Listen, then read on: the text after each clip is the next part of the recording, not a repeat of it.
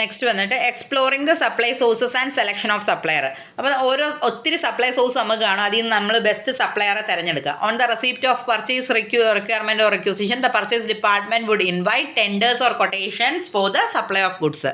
അപ്പോൾ purchase requisition കിട്ടിക്കഴിഞ്ഞാൽ ഇവരെന്ത് ചെയ്യും? ഓരോ പർച്ചേസ് ഡിപ്പാർട്ട്മെൻറ്റ് കൊട്ടേഷൻസ് വിളിക്കും. After the receipt of quotation, the purchase department will make the schedule of quotation for the selection of supplier. അപ്പോൾ ഒരു കൊട്ടേഷൻ്റെ ഷെഡ്യൂൾ തന്നെ ഇവരുണ്ടാക്കി വയ്ക്കും. ആദ്യം നമ്മൾ ഗുഡ്സിൻ്റെ കൊട്ടേഷൻസ് എല്ലാം പ്രിപ്പയർ ചെയ്ത് കഴിഞ്ഞിട്ട് പിന്നെ എന്ത് ചെയ്യുമെന്നറിയാമോ? നമ്മൾ price, quality, terms of payment ഇതെല്ലാം നമുക്ക് ആപ്റ്റ് ആയിട്ടുള്ള ഒരു സപ്ലയറെ ആയിരിക്കും നമ്മൾ ചൂസ് ചെയ്യുന്നത്, including the time of delivery. അപ്പോൾ price, quality, terms of payment, reliability of supplier, mode and time of delivery, ഇത്രയും കാര്യങ്ങൾ നോക്കിയിട്ടായിരിക്കും നമ്മൾ നല്ലൊരു സപ്ലയറെ സെലക്ട് ചെയ്തെടുക്കുന്നത് നമുക്ക് അവൈലബിൾ ആയിട്ടുള്ളതിൻ്റെ അകത്തുനിന്ന്. അപ്പോൾ ഇതാണ് സപ്ലയറുടെ ടെൻഡറിന് വേണ്ടിയിട്ടുള്ള form. Tender number, date, dear sir, your best offer to supply the following items is solicited. The delivery should be for Delhi. The tender closed on September 30, 2016 and will be opened next day at 10 AM. അപ്പോൾ ഇങ്ങനെയാണ് ഒരു specimen ടെൻഡറിൻ്റെ. അപ്പോൾ അത് കഴിഞ്ഞിട്ട് നമ്മളൊരു comparative statement prepare ചെയ്യും. നമുക്ക് ഒരുപാട് പേരുടെ അതിന് കൊട്ടേഷൻ കിട്ടിയപ്പോൾ ABCD ഓരോരുത്തരും എത്ര പ്രൈസിന് നമുക്ക് തരും എന്നുള്ളത് നമുക്കിപ്പോൾ അറിയാൻ പറ്റും. അത് നമ്മൾ കമ്പയർ ചെയ്ത് നോക്കും. ഇനി purchase order. Having selected the supplier, the next step is to place a formal purchase order. നമ്മൾ സപ്ലയറെ സെലക്ട് ചെയ്ത് കഴിഞ്ഞു. അടുത്ത സ്റ്റെപ്പ് എന്ന് പറയുന്നത് നമ്മളൊരു പർച്ചേസ് ഓർഡർ പ്ലേസ് ചെയ്യുക എന്നുള്ളതാണ്. അപ്പോൾ the return authorisation to the vendor to supply specific quantity and quality of material at stipulated terms and at the time and place mention. It is to be signed by the purchase manager. The requisition format may be in the following format. അപ്പോൾ നമ്മൾ എന്താ ചെയ്യേണ്ടതെന്ന് വെച്ചാൽ നമ്മൾ purchase manager sign ചെയ്തിട്ടുള്ള copy ആയിരിക്കണം അത്. പിന്നെ the requisition format may be in the following format. ഈ ഒരു ഫോർമാറ്റ് ആയിരിക്കണം ഫോളോ ചെയ്യുന്നത്. ABC company limited purchase order to XYZ and co Delhi. Purchase order number കൊടുത്തിരിക്കണം, requisition number, date, by which material, അതായത് ഏത് ഡേറ്റിൽ മെറ്റീരിയൽ നമുക്ക് റിക്വയർഡ് ആണ്. പിന്നെ മെറ്റീരിയലിൻ്റെ ഡിസ്ക്രിപ്ഷൻ കറക്റ്റായിട്ട് എല്ലാം കൊടുത്തിരിക്കുക. Serial number, description, quantity, rate, amount എല്ലാം വേണം. പിന്നെ ആരാണോ പർച്ചേസ് മാനേജർ അവരുടെ പേര്, കമ്പനിയുടെ പേര്, ഇത്രയും വേണം. ഇനി റിസീവിങ് ഓഫ് മെറ്റീരിയൽ നമുക്ക് കിട്ടിക്കഴിഞ്ഞാലോ അത് അൺപാക്ക് ചെയ്യുമ്പോഴത്തേക്കും വെരിഫിക്കേഷൻ ഉണ്ട്. അത് ഏത് ഡിപ്പാർട്ട്മെൻറ്റാണോ റിസീവ് ചെയ്യുന്നത്, റിസീവിങ് ഡിപ്പാർട്ട്മെൻറ്റാണ് നമുക്ക് വേണ്ടിയിട്ട് വെരിഫിക്കേഷൻ ചെയ്യുന്നത്. റിസീവിങ് ഡിപ്പാർട്ട്മെൻറ്റാണ് വെരിഫിക്കേഷൻ ചെയ്യുന്നത്. The receiving clerk verify the content of the package. Receive ചെയ്യുന്ന ക്ലർക്ക് എന്ത് ചെയ്യും? പാക്കേജിൻ്റെ കണ്ടൻറ്റ് ചെക്ക് ചെയ്യും. With the consignment note send by the supplier. Supplier അയച്ചേക്കുന്ന കൺസൈൻമെൻറ്റ് നോട്ട് വെച്ച് നമ്മൾ ചെക്ക് ചെയ്ത് നോക്കും തന്നിരിക്കുന്ന സാധനങ്ങളൊക്കെ കറക്റ്റ് ആണോ. ഈ പറയുന്ന സപ്ലയർ തരുന്ന കൺസൈൻമെൻറ്റ് നോട്ട് എന്ന് പറയുന്നത് ട്രിപ്ലിക്കേറ്റ് 3 കോപ്പി കാണും പാക്കേജിൻ്റെ കൂടെ. He enter the date of receipt, quantity receive by him and the condition of goods in the material received report. നമ്മൾ കിട്ടിക്കഴിഞ്ഞാൽ ആ മെറ്റീരിയലിൻ്റെ ഇപ്പോഴത്തെ കണ്ടീഷൻ എന്താണ്, എത്ര ക്വാണ്ടിറ്റി കിട്ടി, എല്ലാ ഡീറ്റെയിൽസും നമ്മൾ മെറ്റീരിയൽ റിസീവ്ഡ് റിപ്പോർട്ടിനകത്ത് നമ്മൾ എഴുതും. മെറ്റീരിയൽ റിസീവ് ചെയ്യുമ്പോൾ നമ്മൾ പ്രിപ്പയർ ചെയ്യുന്ന റിപ്പോർട്ടാണ് മെറ്റീരിയൽ റിസീവ്ഡ് റിപ്പോർട്ട്. അതിൽ നമ്മൾ എഴുതണം the original copy of consignment note along with the material received report in duplicate is send to the store department.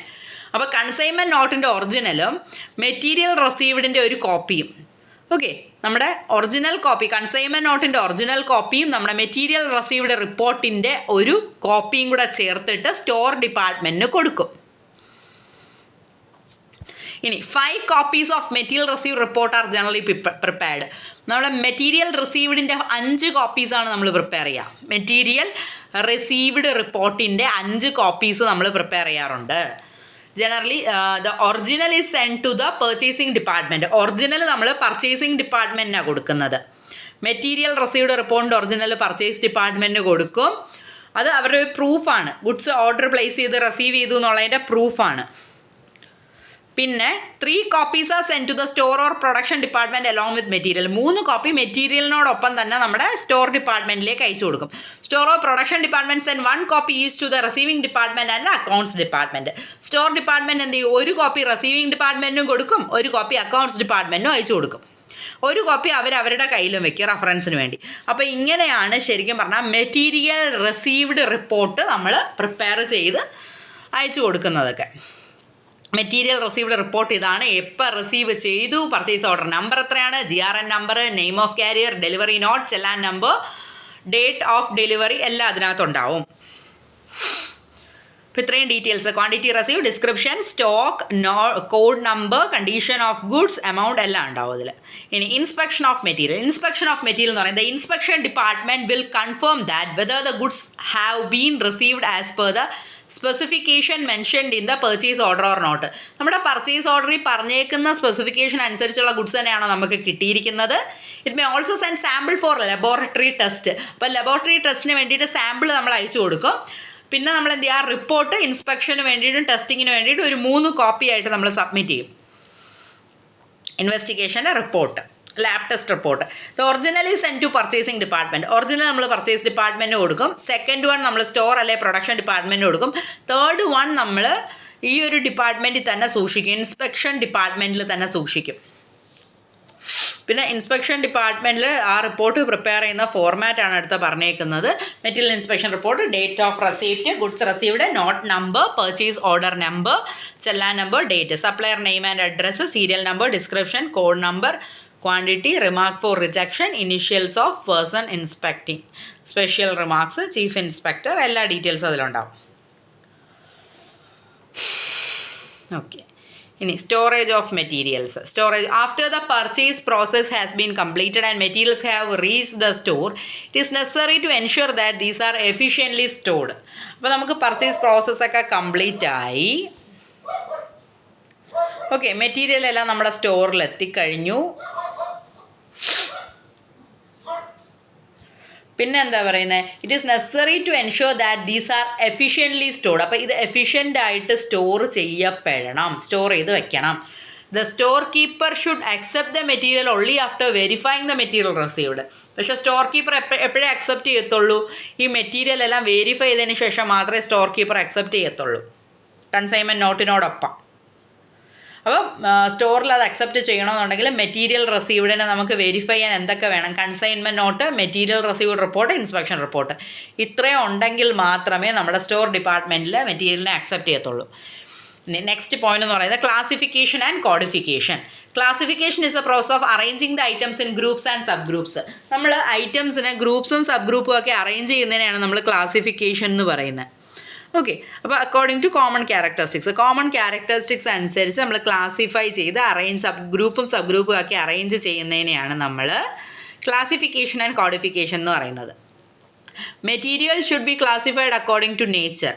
അപ്പോൾ മെറ്റീരിയൽസ് എപ്പോഴും നമ്മൾ നേച്ചർ അനുസരിച്ചായിരിക്കണം നമ്മൾ ക്ലാസിഫൈ ചെയ്യുന്നത്. Subjective classification or purpose to be fulfilled, objective classification. അപ്പം ഇതിനെ ഒരു subjective ക്ലാസിഫിക്കേഷനാണ്, അതായത് അക്കോർഡിംഗ് ടു നേച്ചർ, അതാണ് സബ്ജക്റ്റീവ് ക്ലാസിഫിക്കേഷൻ. അല്ലെങ്കിൽ objective classification purpose to be ഫുൾഫിൽഡിൻ്റെ രീതിയിലാണ് പോകുന്നത്. എന്ത് പർപ്പസാണ് ഫുൾഫിൽ ചെയ്യേണ്ടത്, അതാണ് objective classification. The subjective classification is useful for identification, storage, ordering and accounting of material. നമുക്ക് എപ്പോഴും സബ്ജക്റ്റീവ് ക്ലാസിഫിക്കേഷൻ അല്ലെന്നുണ്ടെങ്കിൽ നമുക്ക് നേച്ചർ അനുസരിച്ചുള്ള ക്ലാസിഫിക്കേഷൻ, ഗുഡ്സിനെ ഐഡൻറ്റിഫൈ ചെയ്യുക, സ്റ്റോർ ചെയ്യുക, ഓർഡർ ചെയ്യുക, അക്കൗണ്ടിങ് ചെയ്യുക, ഇതിനൊക്കെയാണ് നമുക്ക് സബ്ജക്റ്റീവ് ക്ലാസിഫിക്കേഷൻ ഹെൽപ്ഫുൾ ആവുന്നത്. ഒബ്ജക്റ്റീവ് ക്ലാസിഫിക്കേഷൻ കോസ്റ്റിംഗ് പ്രോസസ്സിന് വേണ്ടിയിട്ടാണ് നമ്മളെ ഹെൽപ്പ് ചെയ്യുന്നത്. ഒബ്ജക്റ്റീവ് ക്ലാസിഫിക്കേഷൻ കോസ്റ്റിംഗ് പ്രോസസ്സിന് വേണ്ടിയിട്ടാണ് നമ്മളെ ഹെൽപ്പ് ചെയ്യുന്നത്. ഇനി classification and codification go together. ക്ലാസിഫിക്കേഷനും കോഡിഫിക്കേഷനും ഒരുമിച്ചാണ് പോകുന്നത്. It will go hand in hand. Classification is a first step and codification is a next step. Classification എന്ന് പറയുന്ന ഫസ്റ്റ് സ്റ്റെപ്പാണ്, കോഡിഫിക്കേഷൻ എന്ന് പറയുന്ന നെക്സ്റ്റ് സ്റ്റെപ്പാണ്.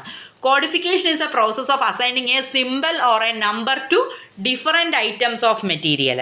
അപ്പോൾ കോഡിഫിക്കേഷൻ എന്ന് പറഞ്ഞാൽ അതൊരു പ്രോസസ്സാണ്. ഒരു സിമ്പിൾ അല്ലെങ്കിൽ ഒരു നമ്പർ പല ഐറ്റംസിന് നമ്മൾ ഇട്ട് കൊടുക്കുന്നതാണ്. ഓരോ ഗ്രൂപ്പിലും സബ് ഗ്രൂപ്പിലും വരുന്ന ഐറ്റംസിന് നമ്മൾ എന്ത് ചെയ്യും, നമ്പേഴ്സ് ഇട്ട് കൊടുക്കും. അതാണ് നമ്മൾ കോഡിങ് എന്ന് പറയുന്നത്. അപ്പോൾ കോഡിഫിക്കേഷൻ എന്ന് പറയുന്നത് നമ്പേഴ്സ് ഇട്ട് കൊടുക്കുന്നതാണ്. ക്ലാസിഫൈ നമ്മൾ ഗ്രൂപ്പ് ചെയ്ത് സബ് ഗ്രൂപ്പ് ചെയ്തതിന് നമ്പേഴ്സ് ഇട്ട് കൊടുക്കുന്നതാണ്. According to ICMA terminology, a code has been defined as a system of symbol designed to be applied to a classified set of items. ഒരു ക്ലാസിഫൈഡ് സെറ്റ് ഓഫ് ഐറ്റംസിന് നമ്മൾ apply ചെയ്യുന്ന ഒരു simple അല്ലെങ്കിൽ ഒരു ഡിസൈനെയാണ് നമ്മൾ കോഡ് എന്ന് പറയുന്നത്. Classification facilitates identification of items on the base of description. അപ്പോൾ ഡിസ്ക്രിപ്ഷൻ്റെ ബേസിൽ ഐറ്റംസിനെ ഐഡൻറ്റിഫൈ ചെയ്യാനാണ് നമ്മളെ ക്ലാസിഫിക്കേഷൻ ഹെൽപ്പ് ചെയ്യുന്നത്. While coding is the process of assigning symbol or code number on the basis of classification. ഇപ്പോൾ കോഡിംഗ് എന്ന് പറയുന്നത് എന്തുവാ? കോഡിംഗ് എന്ന് പറയുന്ന പ്രോസസ്സ് അസൈനിങ് സിമ്പിൾ അല്ലെങ്കിൽ കോഡ് നമ്മളെ ക്ലാസിഫിക്കേഷൻ അനുസരിച്ച് സിമ്പിൾ അല്ലെങ്കിൽ കോഡ് അസൈൻ ചെയ്ത് കൊടുക്കുന്ന പ്രോസസ്സാണ് നമ്മുടെ കോഡിഫിക്കേഷൻ അല്ലെങ്കിൽ കോഡിംഗ് എന്ന് പറയുന്നത്. Coding is shorter, precise and substitute for long and imprecise description. വെറുതെ നമ്മൾ ഒരുപാട് ഡിസ്ക്രിപ്ഷൻ എഴുതി സമയം കളയുന്നതിന് പകരം നമ്മൾ ഒറ്റ കോഡ് നമ്പർ വെച്ചിട്ട് അതിനെ റെപ്രസെൻറ്റ് ചെയ്യുക. അപ്പോൾ നമ്മൾ പ്രസൻറ്റേഷൻ എളുപ്പത്തിന് വേണ്ടിയിട്ടാണ് നമ്മൾ കോഡുകൾ കൊടുക്കുന്നത്. Okay, the codification can be as per any of the three methods. ചിലപ്പോൾ ആൽഫബറ്റിക് ആയിരിക്കും, അല്ലെങ്കിൽ ന്യൂമറിക്കൽ ആയിരിക്കും, അല്ലെങ്കിൽ ആൽഫാ ന്യൂമറിക്കൽ ആയിരിക്കും. അപ്പോൾ അങ്ങനെ പല രീതിയിൽ നമുക്ക് ക്ലാസിഫിക്കേഷൻ ആൻഡ് കോഡിഫിക്കേഷൻ ചെയ്യാൻ പറ്റും. പിന്നെ bins and rack. Bins and rack എന്ന് പറയുന്നത് store should be divided into several sections for a particular type of material. പല ടൈപ്പ് മെറ്റീരിയലിന് വേണ്ടി നമ്മൾ എന്ത് ചെയ്യും? നമ്മൾ സെക്ഷൻസ് ഡിവൈഡ് ചെയ്ത് വയ്ക്കും. Each section should have various suitable containers for keeping different variety of the material. ഓരോ സെക്ഷനും പല തരത്തിലുള്ള കണ്ടെയ്നേഴ്സ് വേണം. നമ്മൾ ഡിഫറെൻറ്റ് വെറൈറ്റി ഓഫ് മെറ്റീരിയൽസ് വെക്കാൻ വേണ്ടിയിട്ട് നമുക്ക് ഡിഫറെൻറ്റ് കണ്ടെയ്നേഴ്സ് ആവശ്യമാണ്. Such containers or place are called bins or rack. അപ്പോൾ അങ്ങനെയൊക്കെയുള്ള കണ്ടെയ്നേഴ്സ് അല്ലെങ്കിൽ പ്ലേസിനെയാണ് നമ്മൾ ബിൻ അല്ലെങ്കിൽ റാക്ക് എന്ന് പറയുന്നത്. Each bin or rack is entrance of store room for ready location of various sections and corresponding Bins.